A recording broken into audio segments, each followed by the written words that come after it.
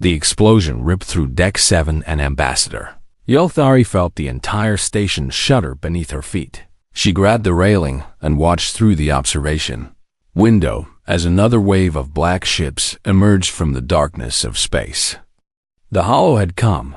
For 12,000 years, the Galactic Council had ruled this part of the galaxy, and in all that time, no enemy had ever reached their inner territories.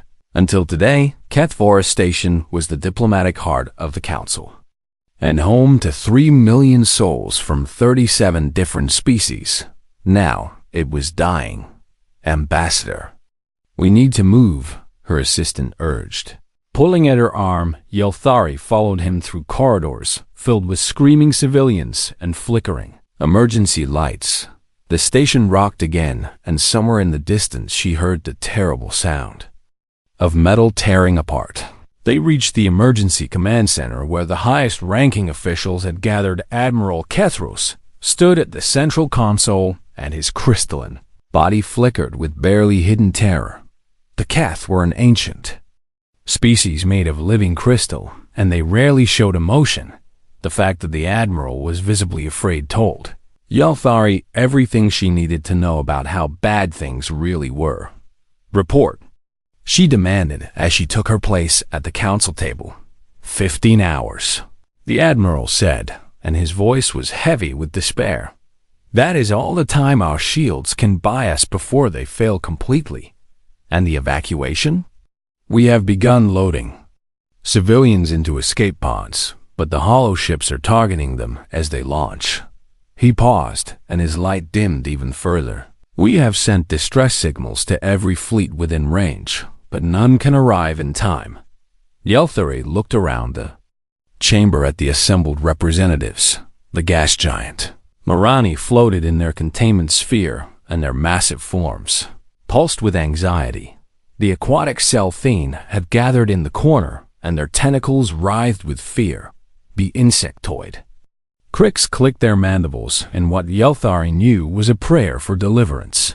All of them were ancient species with technologies that had taken millions of years to develop, and all of them were completely helpless against the Hollow.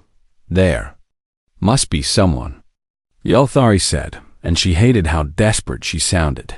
"There must be some ship close enough to help us." A young communications officer stepped forward, and Yelthari noticed that her tentacles were trembling.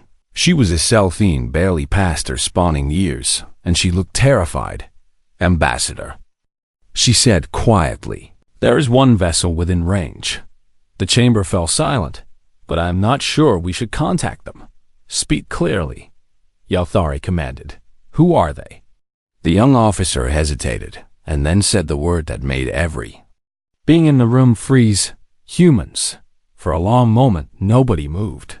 Then nervous laughter began to ripple through the council. Admiral Kethros made a sound that might have been a chuckle. "The humans," he said flatly. "You want us to call the humans for help?" "Sir, their colony ship is only 4 hours away, and it is the only vessel close enough to—" "I know what you are suggesting," the Admiral interrupted, "and I am telling you it is madness." Yelthari felt her secondary heart begin to race. She knew the history of humans better than most. 300 years ago, Council scouts had discovered a small blue planet on the edge of the galaxy. The species living there called themselves humans. And at first the Council had been excited. A new intelligent species was always a cause for celebration. But then they had studied the humans more closely, and what they found had terrified them. Humans were not like other species. They were aggressive, in ways that made even the warrior Cricks seem peaceful.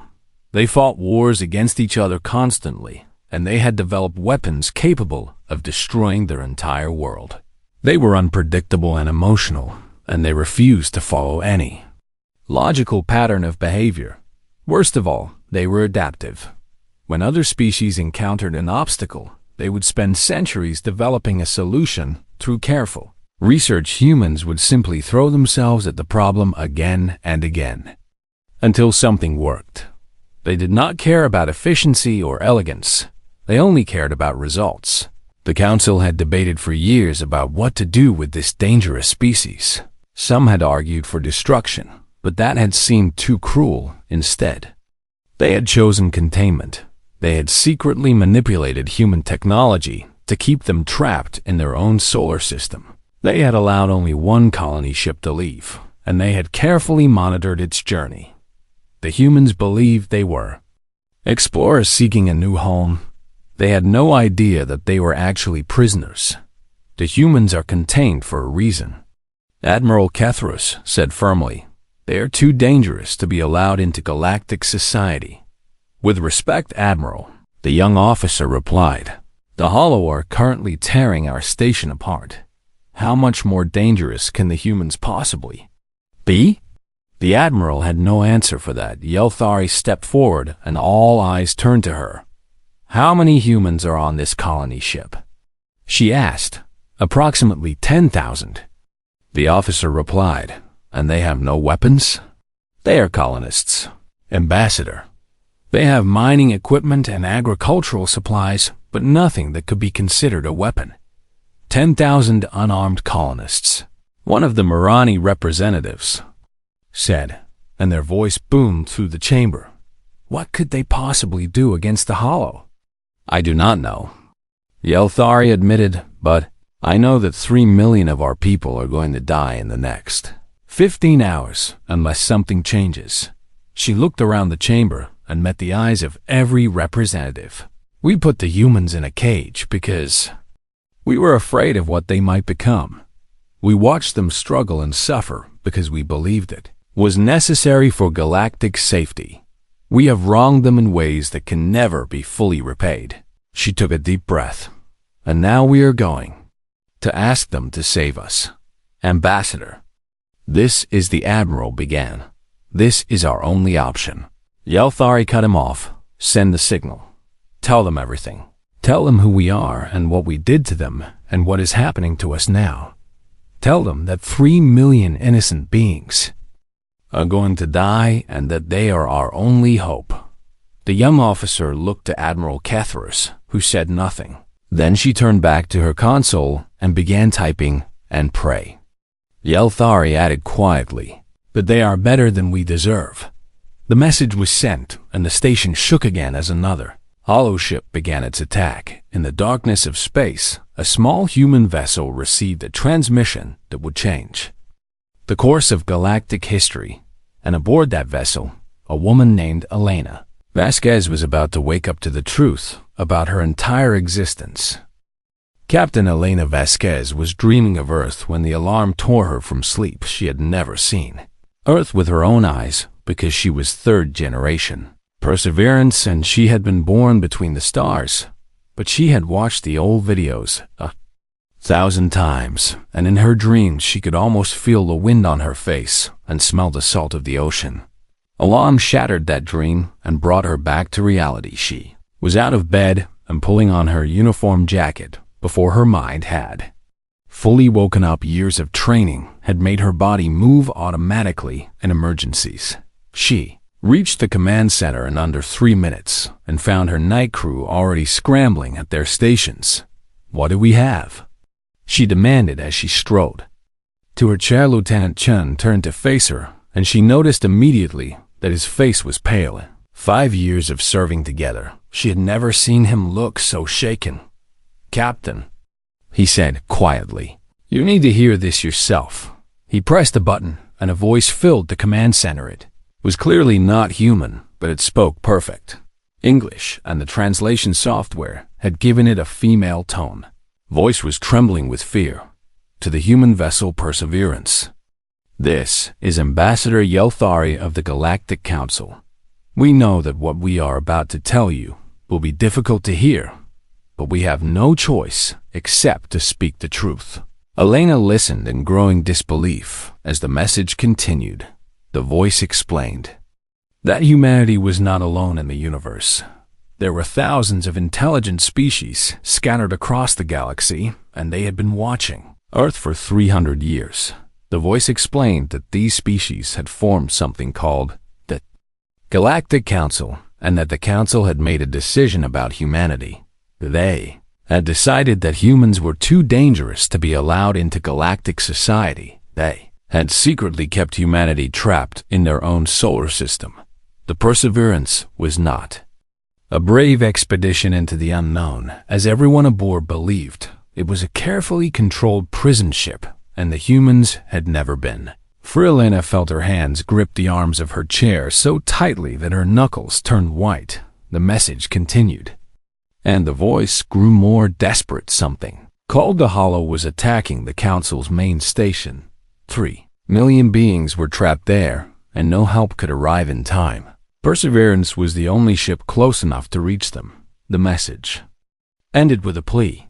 We have no right to ask anything of you after what we have done, but we are asking anyway. Please help us. Silence filled the command center. Elena looked around at her crew and saw the same emotions on every face: shock and anger and confusion, all mixed together. Chief Engineer Okonkwo was the first to speak. 300 years, he said, and his voice was barely above a whisper. They watched us for 300 years. They saw our ancestors build this ship with their bare hands. They watched us suffer and struggle and die in the void. And the whole time they could have helped us. They had faster than light travel and medical technology and resources beyond anything we can imagine. And they just watched. Lieutenant Park nodded, and her eyes were hard with fury. My grandmother died on this ship because we ran out of medicine. My grandfather spent his whole life trying to fix our failing engines. And these aliens had the power to save them, but they chose to let them suffer instead. Elena understood their anger because she felt it too. She thought about her own family and the sacrifices they had made. Her great-grandparents had left Earth, believing they were pioneers exploring a new frontier. They had lived and died on this ship, never knowing they were actually prisoners. Her grandparents had spent their lives maintaining the ship and raising children who would never see a sky. Her parents had passed down stories of Earth like sacred texts and hoped their daughter would one day walk on solid ground. All of them had believed in the mission. All of them had been lied to. Captain Chun said carefully, "What are your orders?" Elena was quiet for a long moment. She thought about everything the message had said and everything it meant. She thought about the 3 million beings on that station and the fact that most of them had probably never even heard of humanity. They were innocent. They had not chosen to imprison humans. They were just people living their lives, and now they were going to die. Elena thought about what her grandmother used to tell her when she was a child. The measure of a person is not how they treat those who can help them. It is how they treat those who cannot. These aliens had treated humanity as a threat to be contained. They had shown no mercy and no compassion. But did that mean humanity should do the same? How many people are on that station? Elena asked. 3 million. Chun replied. Civilians mostly. Families and children and ordinary people who probably have nothing to do with the decision to quarantine us. And the things attacking them, what did the message call them? The Hollow, the message said they are. Some kind of enemy that the Council cannot defeat. Elena stood up and walked to the observation window. Outside, she could see the endless darkness of space filled with distant stars. Somewhere out there, 3 million people were dying, and she was the only one who could help them. She turned back to her crew. We are going to do something that probably seems crazy, she said. We are going to help them. Captain Okonkwo started. Elena raised her hand to stop him. I know what they did to us. I know we have every right to let them burn. But we are not going to do that. Do you know why? She looked at each of them in turn. Because we are human, and humans do not abandon people who need help, even if those people have wronged us, even if helping them might cost us everything. That is who we are. That is who we have always been. She walked back to her chair and sat down, set a course for Kethvar Station. She ordered, maximum burn, and wake everyone up, all 10,000 of us. We are going to need every single person for what comes next. The Perseverance changed course and its engines flared with new power. 4 hours later, they would arrive at The station and the galaxy would learn what it meant to call upon humanity for help. The Perseverance dropped out of faster-than-light travel, and Elena Vasquez looked out at a nightmare Kethvora. Station was enormous, and it hung in space like a wounded giant bleeding light, and air from a dozen gaping holes in its hull around. It swarmed ships unlike anything Elena had ever seen. They were black and seamless with no visible engines or weapons or markings of any kind. They looked less like machines and more like wounds in the fabric of space itself. These were the Hollow. "Captain," Lieutenant Park said, and her voice was shaking, "I am detecting thousands of escape pods. They have launched from the station, but the Hollow ships are moving to intercept them." Elena felt her stomach drop through the observation window. She could see the tiny specks of escape pods drifting helplessly in space. Each one of those specks contained living beings, families and children and people who had done nothing wrong, and the Hollow ships were hunting them down one by one. How long? Until they reached the first pods? Elena asked. 20 minutes. Park replied, maybe less. 20 minutes, 10,000 humans, no weapons. Elena thought about the situation and felt something cold settle in her chest. Then she felt something else, something hot and fierce, something that had kept her ancestors alive through ice ages and plagues and wars and every other disaster the universe had thrown at them. Determination. She opened a channel to the entire ship. "All hands. This is the captain speaking. By now you have all heard the message from the Galactic Council. You know what they did to us, and you know what is happening out there. I am not going to order anyone to risk their lives for the people who imprisoned. I see. But I'm asking for volunteers. There are 3 million innocent beings dying while their protectors stand helpless. I believe we can help them. I do not know exactly how yet, but I know we can figure something out. That is what humans do. Anyone with engineering skills or medical training or just a willingness to help should meet in the main cargo bay in 10 minutes. We are going to do something incredibly stupid and incredibly brave, and I need every single one of you." She cut the channel and turned to her crew. "Start scanning those Hollow ships." She ordered, "Find me anything we can use, any weakness at all." 10 minutes later, Elena walked into the cargo bay and stopped in her tracks. 8,000 people had shown up. They filled the massive space from wall to wall and spilled out into the corridors, young and old, and everything in between, engineers and farmers and teachers and children old enough to help. All of them had come. Elena felt tears prick at her eyes, but she pushed them down. There would be time for emotion later, right? Now she had work to do, all right. She shouted, and her voice echoed through the bay. "Here is what we know. Those black ships out there are called the Hollow, and they are apparently unstoppable. Every species in the galaxy has tried to fight them, and every species has failed. We have no weapons and no military training, and our ship is held together with spare parts and prayers." She paused and looked out at the sea of faces. "But we have something those other species do not have. We have 10,000 humans who refuse to give up. So let us show the galaxy what that means." What followed was the most intense 3 hours of Elena's life. The humans divided into teams, and each team tackled a different problem. The engineers looked at their mining equipment and began to see weapons. Plasma cutters designed to slice through asteroids could also slice through ship hulls. Explosive charges meant for breaking up rock could be repurposed as missiles.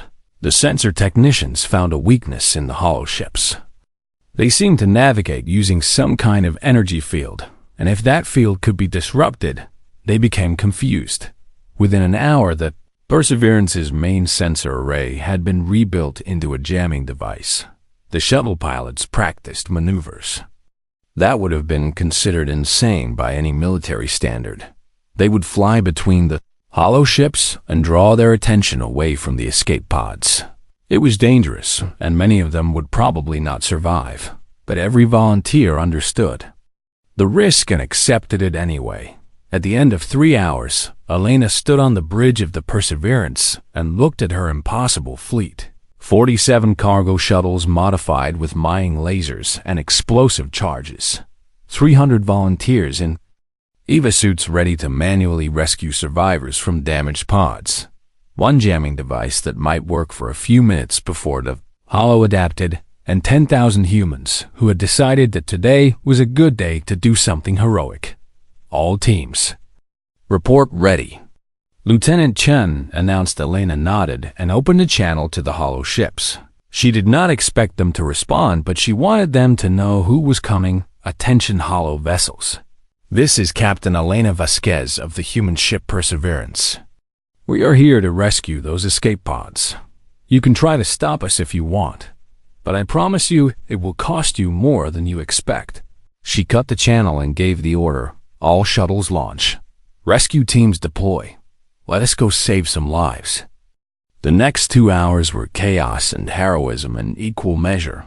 The modified shuttles dove into the swarm of holo ships, firing their mining lasers at anything that moved. The jamming device worked, and the holo ships hesitated just long enough for the first wave of escape pods to be towed to safety, but the holo adapted quickly, and the humans started taking losses. Yuki Tanaka was one of the first to die. She saw a holo ship bearing down on a cluster of escape pods filled with children.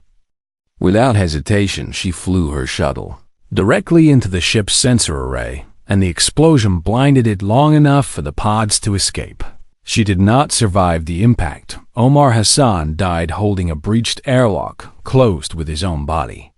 He had been helping evacuate survivors from a damaged section of the station when the hull gave way. He grabbed the frame of the airlock and held on while the children behind him scrambled to safety. When the rescue team finally reached him, his hands were still locked around the metal.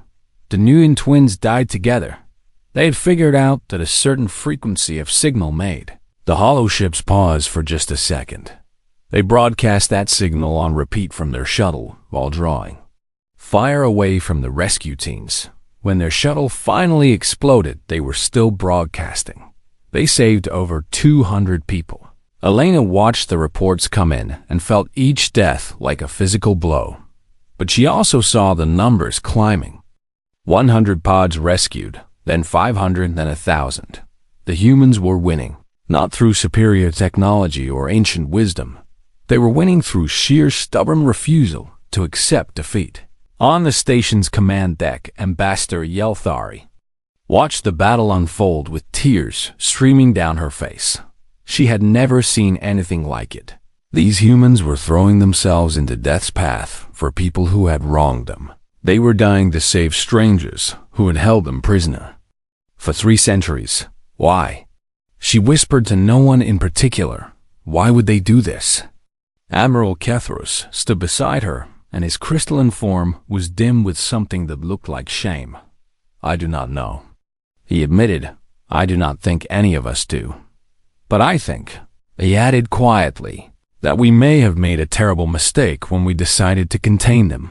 Outside the window, another human shuttle dove into the fray, and Ambassador Yelthari began to understand that the galaxy would never be the same. While the battle raged outside, a small team of humans slipped through the chaos unnoticed. Elena had led them herself along with 11 volunteers who had special skills there. Was Chun, who understood alien technology better than anyone else on the ship. There was Dr. Okafor, who had spent 20 years studying xenobiology from old Earth databases there. Was Sergeant Miller, who had trained in zero-gravity combat just in case humanity ever needed soldiers. And there were 8 others who had simply refused to let their captain go alone. They had noticed something strange about the holo attack. The black ships were not just destroying the station randomly.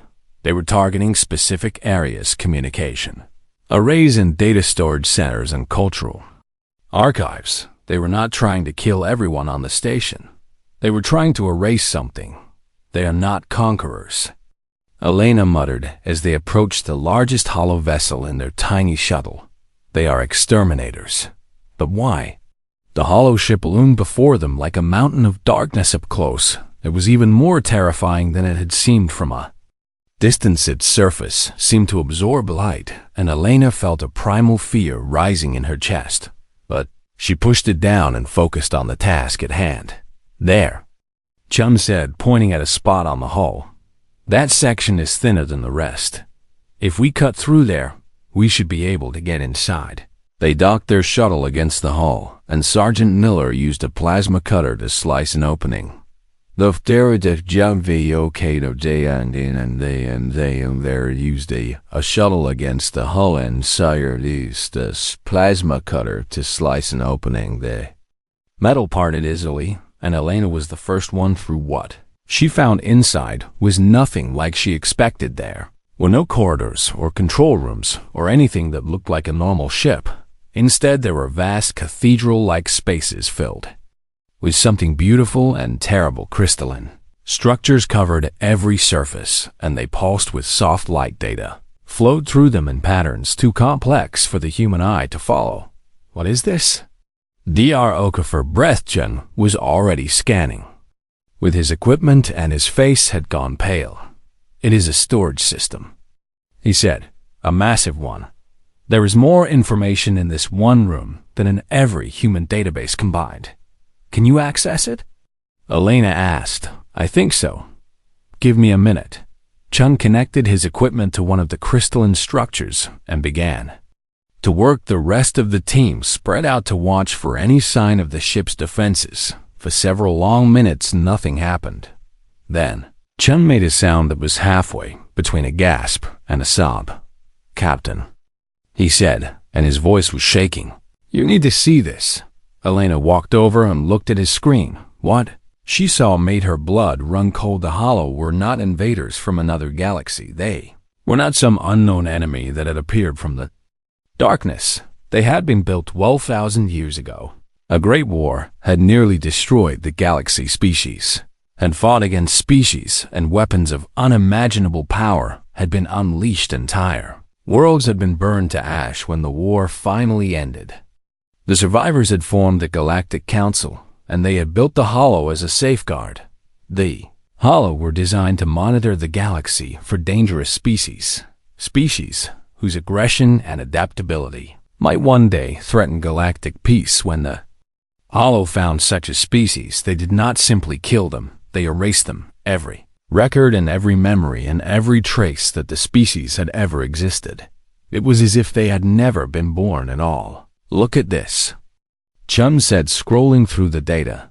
300 years ago, the Hollow detected a species that matched their threat parameters. A species that was aggressive and unpredictable and refused to follow logical patterns. A species that adapted faster than any other in recorded history. Elena felt cold spread through her entire body. "Humans," she whispered. "Yes," Chun confirmed. "The Council did not quarantine us because they were afraid of what we might do. They quarantined us because the Hollow had already marked us for extinction. The Council was trying to protect us, they thought. If they kept us contained, the Hollow might leave us alone. But it did not work." Elena stared at the screen, and the data confirmed what Chun was saying. The attack on Kefvera Station was not random. It was a message. The Hollow were reminding the Council. What would happen if they continued to protect humanity? The black ships had come here specifically because this was where the Council made its decisions. They wanted the Council to know that they could reach anywhere, and they wanted the Council to know that humanity was next. They were going to wipe us out. Lieutenant Park whispered from behind Elena. "They still are." Elena felt something stir inside her. Fear. Yes, but something else too, something harder and fiercer, something that had burned in human hearts since the first cave dweller had looked up the stars and refused to be afraid. Spite, pure, simple, stubborn spite. "Download everything," she ordered. "Every file and every record. If they want to erase humanity, they are going to have to work for it." She turned to Sergeant Miller. "Keep everyone safe while Chun works. I'm going to look around." She walked deeper into the ship, following a feeling she could not quite explain. The crystalline structures surrounded her. and their light pulsed in strange patterns. She felt like she was being watched, but she kept moving anyway. And then she found it in the deepest part of the ship there was a chamber different from the others. The crystals here were darker and older, and they hummed with a frequency that made Elena's teeth ache. But in the center of the chamber was something that looked almost like a console. Elena approached it carefully, and the humming grew louder. She reached out and touched the surface, and suddenly she understood the hollow had been built with a safeguard recognition code that would make them stand down. The code had been created by the ancestors of the Council. Species 12,000 years ago, it was meant to be passed down through generations so that the hollow could always be controlled. But 12,000 years was a long time. The Council species had grown comfortable and complacent. They had forgotten the wars that had made the hollow necessary. They had forgotten that they had built their own executioners, and they had forgotten the code. But the code was still here, buried in the oldest part of the hollow's programming, waiting to be found. Elena stared at the console and felt a smile spread across her face. "Chun," she called out, "I found something. I found a way to stop them, and I think I know how to make sure they never threaten anyone again." She began to work, and for the first time since the battle had started, she felt something that might have been hope. The Council fleet arrived 12 hours after the battle had ended. Hundreds of warships dropped out of faster-than-light travel, ready to fight an enemy that was no longer there. Admiral Kethros stood on the observation deck and stared at the scene. Before him, Kethforestation was damaged but intact. Nearly 2 million survivors had been rescued and were now being cared for aboard every ship that could hold atmosphere. The hollow fleet was gone. Not destroyed, but retreating, moving away from the station in perfect formation and disappearing into the darkness of space. No species had ever made the hollow retreat. In 12,000 years of recorded history, nobody had even come close, and yet a group of 10,000 humans with no weapons and no military training had done exactly that. How? The Admiral whispered to himself. How is this possible? Ambassador Yelthari walked up beside him. She had spent the last several hours with the humans, learning their names and hearing their stories. She had watched them mourn their dead with songs that made her heart ache with their beauty. She had seen them share their limited food supplies with alien refugees without a moment of hesitation. She had listened as Captain Vasquez explained what they had discovered inside the hollow ship. They found the control protocols. Yelthari said quietly, the original programming from 12,000 years ago. The hollow were designed with a safeguard, a recognition code that would make them stand down. The code was meant for our ancestors, but our ancestors forgot it. The humans figured it out in 11 hours. The Admiral's crystalline form flickered with disbelief. 11 hours. He repeated. They unraveled something we lost over 12,000 years in 11 hours. Yelthari nodded. They did not just find the code. She added, they modified it. The hollow will no longer target species for extinction. They will continue to monitor the galaxy for genuine threats, but they will not erase anyone, not unless that species poses an immediate danger to all life. The Admiral was silent for a long moment. Then he asked the question that had been burning in his mind since the battle began. Why did they help us? We imprisoned them for 300 years. We let their ancestors suffer and die. When we could have saved them, why would they risk everything to save us? Yelthari thought about all the humans she had met in the last few hours. She thought about Yuki Tanaka, who had died crashing her shuttle into a hollow ship to save children she had never met. She thought about Omar Hassan, who had held an airlock closed with his bare hands while evacuation teams worked behind him. She thought about the thousands of ordinary humans who had volunteered to fly into danger with nothing but mining tools and desperate hope. I asked Captain Vasquez the same question. Yelthari said, do you know what she told me? She said that humans do not abandon people who need help, even if those people have wronged them. even if helping them might cost everything. She said that is simply who they are. The Admiral was quiet for a long time. Then he said something that Yelthari had never expected to hear from him. We were wrong about them. We were so very wrong. Several hours later, Elena stood before a holographic communication link with the full Galactic Council representatives of 37 species. Watched her from screens that stretched across the damaged command center. These were the beings who had imprisoned humanity for 3 centuries. These were the beings whose ancestors had built the Hollow, and now they were asking what humanity wanted in return for saving them. Elena looked at the screens and thought about all the things she could demand. Reparations for 300 years of captivity, access to technology that could transform human civilization, territory and resources, and power beyond anything her ancestors had dreamed of. But when she opened her mouth, those were not the words that came out. You classified us as dangerous, she said, and you were not wrong. We are aggressive and stubborn, and we do not know when to quit. We have spent our entire existence fighting against something, against each other and against our environment and against extinction itself. She paused and looked at each screen in turn. But here is what you missed. We do not just fight against things. We fight for things. For our families and for strangers, and for the idea that tomorrow can be better than today. You saw us as a threat because we would not stay in our cage. You never stopped to ask what we might do if we were free. The council chamber was silent. Elena continued. You have a choice now. You can try to put us back in quarantine, and we both know how. That will end, or you can let us out. Let us be what we are. Loud and messy and unpredictable and really very hard to kill. She smiled, and there was 300 years of imprisonment in that smile. There was the memory of ancestors who had lived and died believing they were free. There was the grief of friends who had sacrificed themselves today. And there was something else too. Something fierce and bright and unbreakable hope. We are a very endangered species, she said. Only 10,000 of us left. But I promise you this. If you give us a place in your galaxy, we will fight for it. We will build and create and argue and make glorious, beautiful mistakes. And the next time something like the Hollow Comey's crawling out of the dark, you will not have to call us.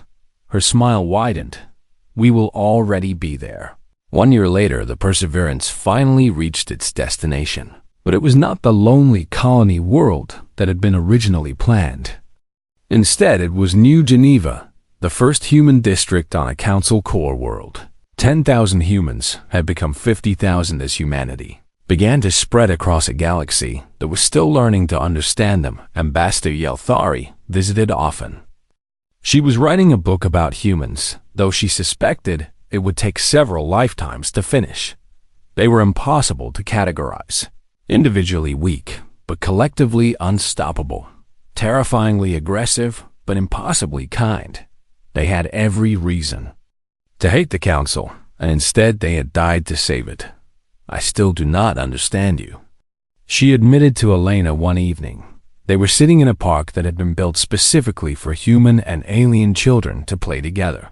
Yelthari watched a human teenager trying to teach a young Keth how to play something called basketball. Both were failing spectacularly. Both were laughing. That is okay. Elena replied, most of the time we do not understand ourselves either. We just keep going. Why? Yelthari asked. Elena thought about the question. She thought about her grandmother, who had died on the Perseverance, never knowing she was a prisoner. She thought about her parents, who had raised her with stories of Earth and dreams of a better future. She thought about Yuki and Omar and the Nguyen twins and all the others who had given their lives to save strangers, because giving up was never really an option. She said finally, and because every ending is just a chance for a new beginning. You called us when you had no hope left, and we answered. She turned to Yelthari with a grin. That is kind of our thing. In the distance, the human teenager finally managed to make a basket, and the young Keth cheered with a sound like wind chimes. The sun was setting over New Geneva, and for the first time in 300 years, humanity was exactly where it belonged. Among the stars, free at last,